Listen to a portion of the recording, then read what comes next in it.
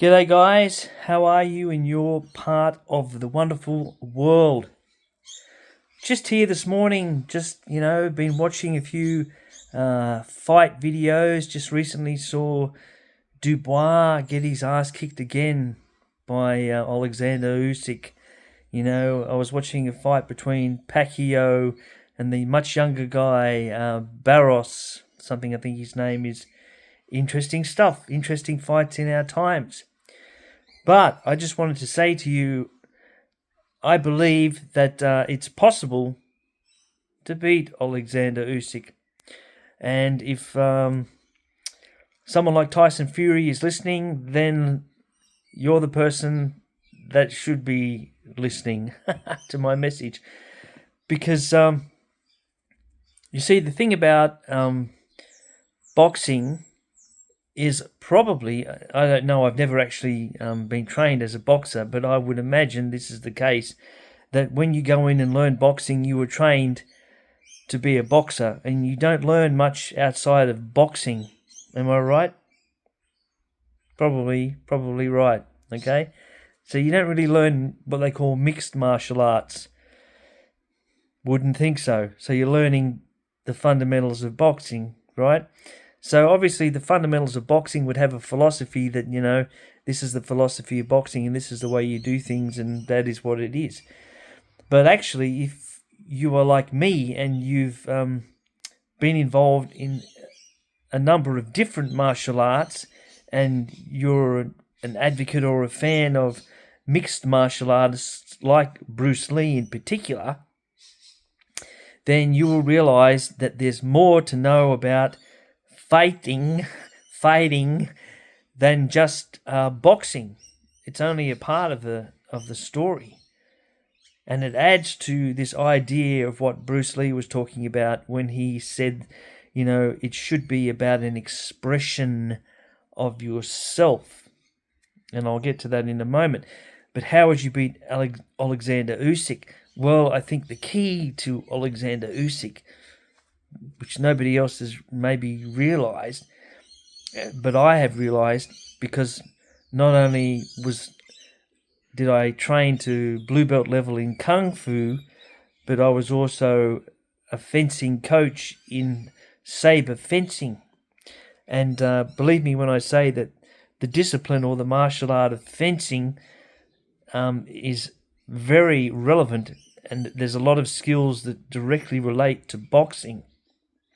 So if you look at the style of Alexander Usyk as a fencer, the interesting thing about it is that although he's a left-handed boxer, his style is exactly that of a right-handed fencer. He's a right-handed fencer. His style is exactly that. This is because in fencing, we don't lead with our weak hand. So a right-handed fencer does not lead with his left hand. I would not put my left foot forward and lead with my left hand. That is what a left-handed fencer would do. As a right-handed fencer, I lead with my right hand and my right leg, which is the complete opposite to boxing, right? As a right-handed boxer, you lead and you do the jabbing with your left hand, and you're keeping the right hand in reserve as a power punch, but you're all about being on the left foot forward, left jab you're leading with, which is really, to us, that's a left-handed fencer. It's a left-handed fencer. So what Alexander Usyk does by leading with his right and his right leg is exactly what a right-handed fencer does. So he's a right-handed fencer. That's his style. All the feints and things that he does, no one would do that in fencing. This stuff is rubbish. It's meant to be a distraction. Large movement distracts you from small movements. Okay, so while I'm doing this, I'm stepping closer to you, and then suddenly I go bang, and you think, how did that happen? How did he suddenly get closer to me like magic? It's because he was distracting you with these big movements while his feet were getting closer, you see? So don't worry about this stuff. That's a distraction. These big hand movements, that is distraction tactics. A fencer would do that. You've seen this kind of thing, swirling something above your head. It's a distraction. It throws out your timing. So you can't, and you're distracted by the big movement of the hand above the head. Nobody does it. It's old school stuff. The blade swirling above the head. Nobody does that anymore. But you can still do it and it will work. I've done it and it works because it's a distraction. They think, what the hell is that? You know, they're distracted by that. Meanwhile, you're getting closer. You're closing distance with your feet. And then you go bang and suddenly hit them. And they think, what the hell? How did he close this distance so suddenly? It's because I distracted you with this big movement and you weren't paying attention to the fact that I was getting closer to you. Okay, so that's a bit of an off the side. But what I'm saying is that Usyk's style is like a right-handed fencer. So get somebody to imitate the style of a right-handed fencer. So, you know, kind of leading with their right foot forward and with their right arm and fist leading the punches. And you'll create this kind of Usyk style, and then you would spar against somebody using the Usyk style, and you dismantle it technically. You say, okay, well, if he does this, I can do that. If he does this, I can do that, etc., etc., etc. So you approach it from what his technical style is. Styles make fights. Remember, you guys keep drilling that to me. Styles make fights, make matches. So understand the guy's style and you can dismantle it because you can get another sparring partner to imitate his style, and then you can dismantle the style and you can work out ways that you can fight against it. Because one of the trickiest things as a martial artist is to come up against a style you've never come across before. And in fencing, there's a big gap between somebody who's an orthodox right-handed fencer and the odd person who's a lefty. So if you're a right-handed fencer, 99.9% of the time you're fencing right-handed opponents. So you come to be very accustomed to fencing a right-handed opponent. But the 1 in 99 left-handed comes along, the khaki hander, and you just don't work this person. You just don't get this person. They're coming at it from a completely different set of angles. They're completely wrong and all over the place. But the advantage they have is right-handers are in the majority, right? So to a left-hander, that's right. They're always fencing right-handed people. So right-handers are extremely familiar to a left-handed fencer. Extremely familiar. So they're used to a right-hander. That's all they fence all day. Very rarely do they come across a left-hander. Same thing. So they would do poorly against another left-hander as well because it's a rarity.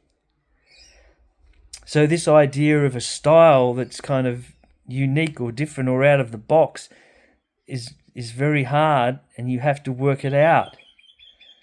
Yeah, so that's the advantage that someone like Usyk has, being this unorthodox left-handed fighter. So you have to really come to terms with that. So you've got to retrain yourself to be the person that's fought against this style 99.9% of the time. So you've got to train for that. Train against that style. Boom, boom, boom, boom, boom. Forget about training any other style. Train against that left-handed unorthodox style. That right-handed leading fencing style. That's the answer to dismantling a fighter like Usyk. The other thing that he has, he uses sports psychology. He creates a mental um, motivation. Basically, he's creating his own mental motivation. So, what he does, you will see his footwork when he's fighting. He will do the old classic. If you've ever seen a dog in a yard and it's marking its territory, you know straight away they kick with their back legs, right? They will kick with their back legs, marking a territory. That psychologically, people who scuff repeatedly on a doormat, scuff on a doormat, when they walk into a place, they're scuffing away on the doormat. It's marking a territory. Yep. And you'll see Usyk when he's fighting, watch his feet, watch his back foot. He scuffs it on the ground. It's a psychological thing that he's doing there, because what he's saying to himself is, this is my turf. This is my turf. You're on my turf. And that becomes this intrinsic motivation. It's an intrinsic motivation that he's got. It's saying, you're on my turf. It doesn't matter he's Wembley Stadium, which is England. He's scuffing his foot on the ground like the big dog, saying, this is my turf. You see?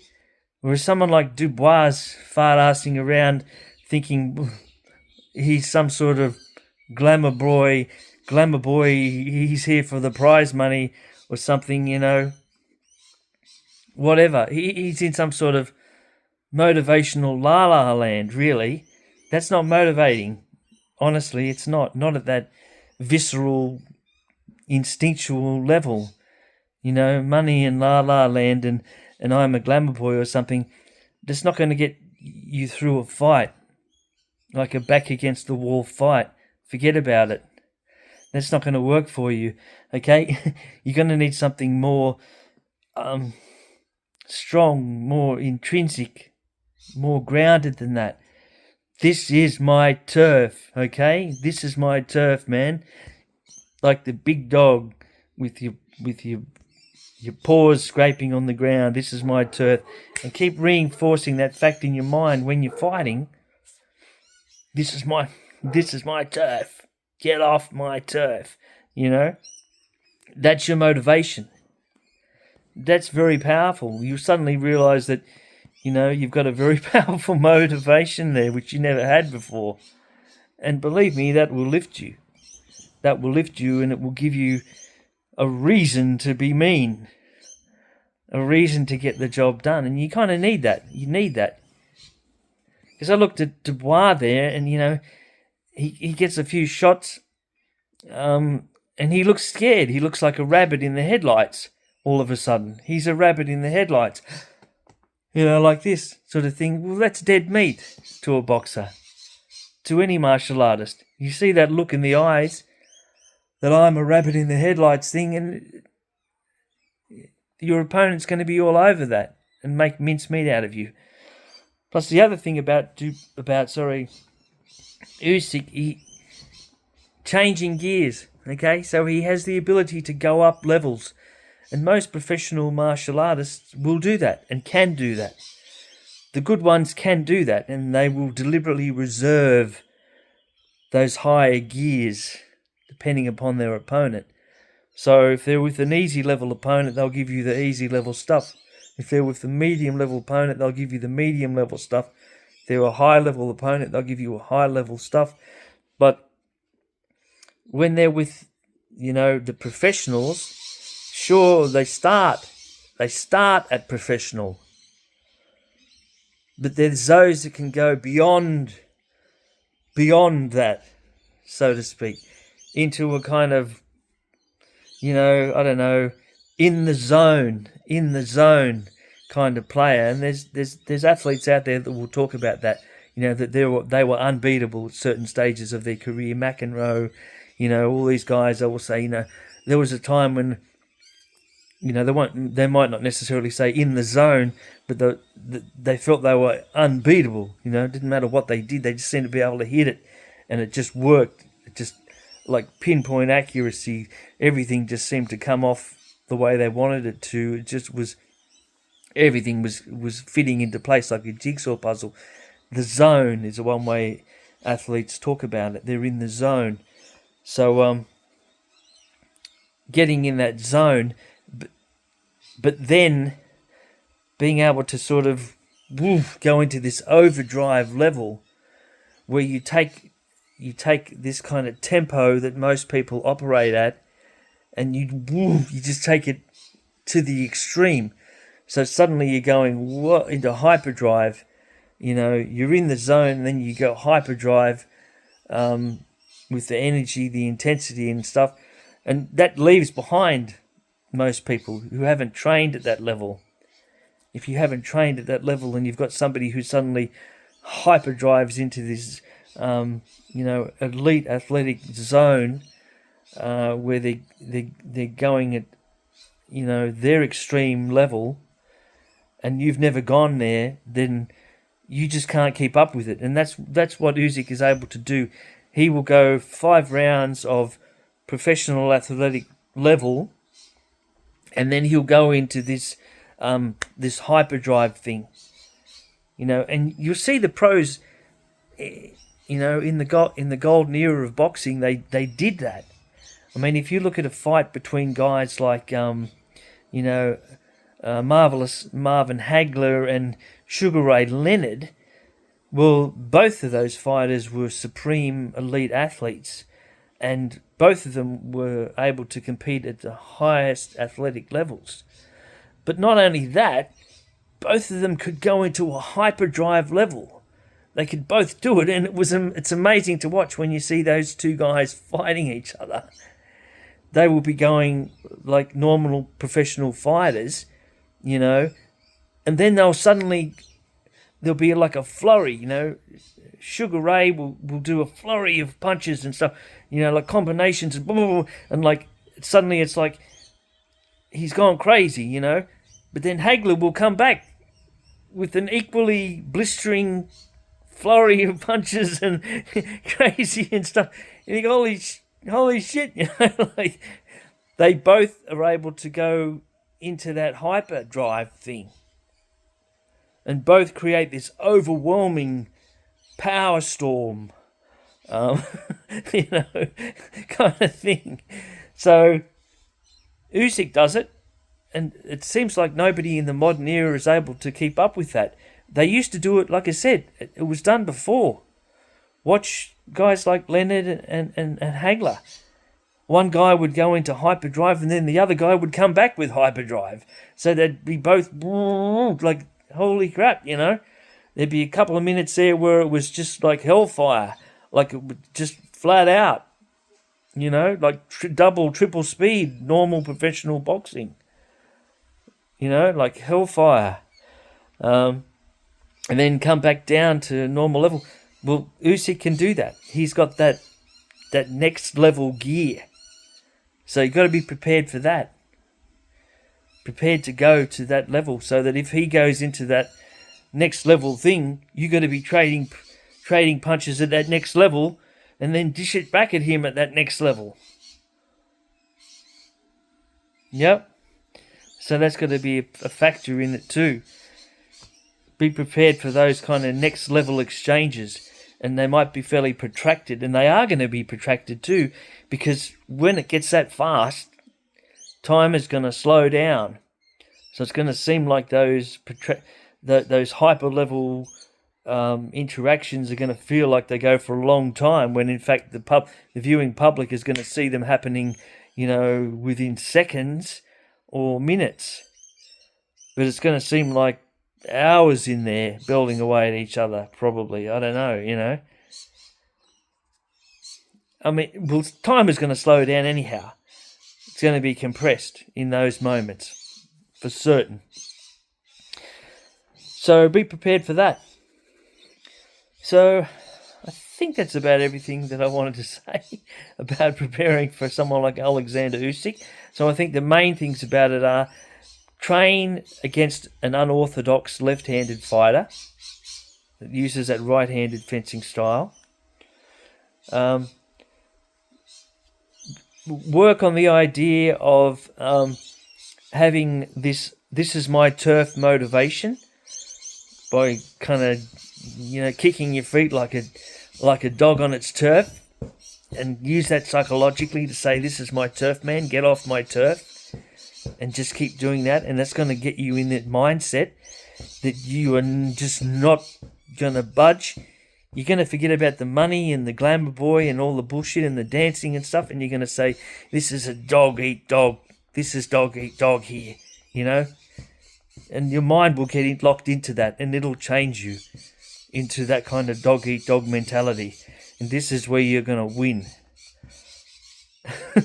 Okay, so get into that mentality, and then be prepared. Be prepared for those really scrappy, super intense, way above professional level things that are going to last for seemingly hours, but in fact only last for seconds or minutes. So overdrive intensity to be able to go with that and put up with that. So it's exchanging punches or doing everything at like 2 or 3 times normal speed. Like suddenly hyperdrive, like in Star Wars or something.